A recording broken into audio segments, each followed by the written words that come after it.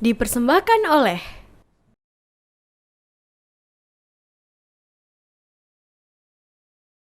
وجعلنا الليل لباسا وجعلنا النهار معاشا Gue sakit lagi nih. فوقكم سبعا شدادا وجعلنا سراجا وهاجا. Kok lu lemes gitu dah? Kenapa? Ya bro, perut gue sakit nih. Kok bisa sakit? Iya, kayaknya bermasalah nih perut gue nih. Kenapa perut lu? Gak tahu nih, gue nggak sahur gue tadi. Kok bisa agak sahur? Padahal sahur dalam puasa itu sangat dianjurkan loh.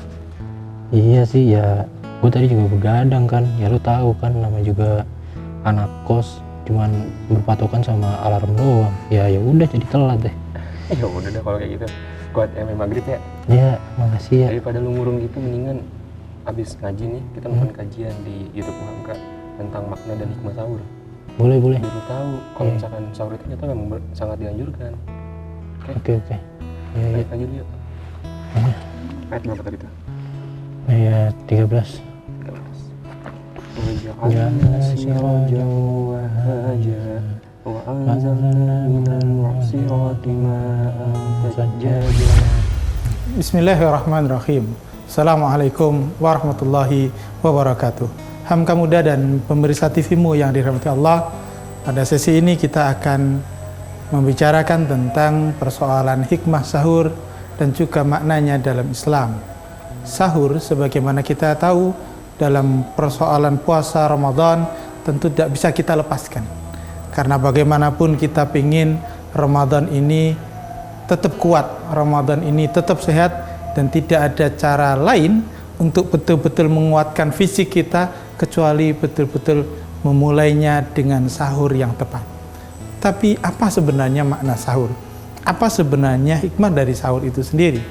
Kalau kita lacak dari sisi bahasa, kata sahur memang pada awalnya ya dikenal dengan kata sahur itu makan pada waktu fajar. Karena orang yang makan pada waktu fajar itulah disebut dengan waktu sahur.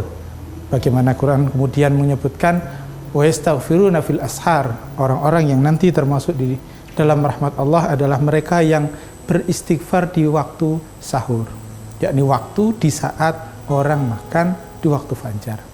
Tapi uniknya kalau kita belajar bahasa Arab, kata sahur, huruf sin, ha, ro, nanti satu akar kata dengan juga kata sihir.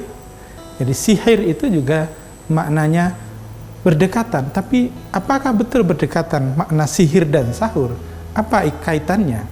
Ternyata kaitannya dua-duanya sama, yakni tentang cara kita memandang. Cara kita memandang yang membuat kita merubah persepsi. Orang kalau tersihir, pasti dia melakukan sesuatu yang sebenarnya salah, tapi dianggap benar. Itulah sihir. Nabi Musa ketika melihat sihir-sihir para penyihir oleh teman-temannya Fir'aun, melihat tongkat, kemudian dirubah jadi ular. Tapi kemudian ditunjukkan oleh Nabi Musa, bahwa Nabi Musa juga punya kekuatan. Yang punya kekuatan itu dirubahlah tongkat juga jadi ular yang lebih besar. Karena itu kemudian bisa mengalahkan sihir-sihir itu. Itulah sihir, yakni memandang positif sesuatu yang negatif. Tapi sebaliknya, kata sahur ternyata sebaliknya. Kita memandang puasa sebagai sesuatu yang berat. Kemudian kita akan memandangnya sebagai sesuatu yang positif. Sesuatu yang ringan. Dengan cara apa? Dengan cara sahur. Karena itu sahur pada makna bahasanya adalah dia merubah persepsi kita bahwa puasa itu sesuatu yang berat menjadi sesuatu yang ringan dan mudah dilaksanakan. Adapun kemudian kita ketika kita berbicara tentang hikmah dari sahur, tentu sahur itu penting. Kalau ada yang menganggap bahwa puasa itu kan tentang tidak makan, jadi bagus kalau lebih panjang tidak makannya, apalagi nggak pakai sahur. Atau ada orang menganggap bahwa makin panjang puasanya makin baik puasanya. Tentu salah. Justru puasa itu adalah tentang bagaimana kita memaksimalkan ibadah. Dan ibadah punya aturannya. Salah satu aturan ibadah adalah kita harus memaksimalkan ibadah itu dengan segala kebaikan. Dan kebaikan-kebaikan itu tidak bisa kita laksanakan manakala fisik kita lemah. Karena itu kita diharuskan kuat. Karena itu kalau kita berbicara hikmah sahur, minimal nanti kita dapatkan 3 hal. Pertama, kita dapatkan keberkahan sahur itu sendiri. Berkah artinya sesuatu yang sedikit tapi manfaatnya banyak. Itulah sahur. Rasulullah sampaikan, tasahharu fa inna fis sahuri barakah. Sahurlah, karena dengan sahur itu ada barokah, keberkahan di sana, banyak kebaikan di sana, maka kita sahur. Yang kedua, tentu kita mendapatkan hikmah kekuatan itu.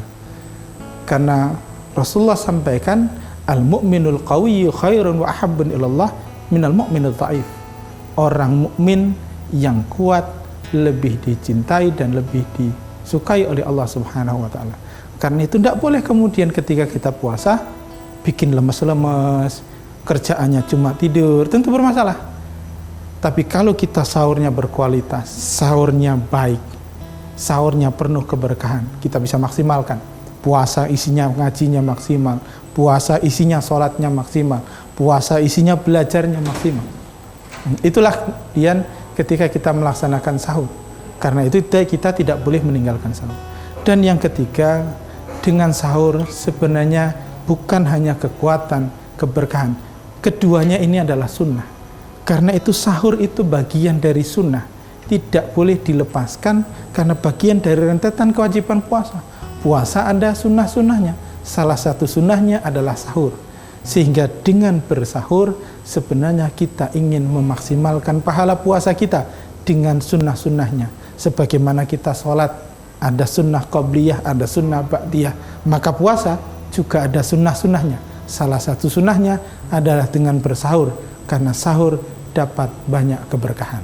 Karena itu persiapkan sahur dengan maksimal, dengan makanan yang memang nikmat, makanan yang betul-betul bergizi, sehingga puasa kita menjadi maksimal, ibadah kita maksimal. Dengan itu kita inginkan puasa kita betul-betul sebagaimana kata Allah Subhanahu wa taala, la'allakum tattaqun, menjadi orang yang bertakwa, menjadi orang yang sempurna puasanya. Wallahu taala alam. Assalamualaikum warahmatullahi wabarakatuh.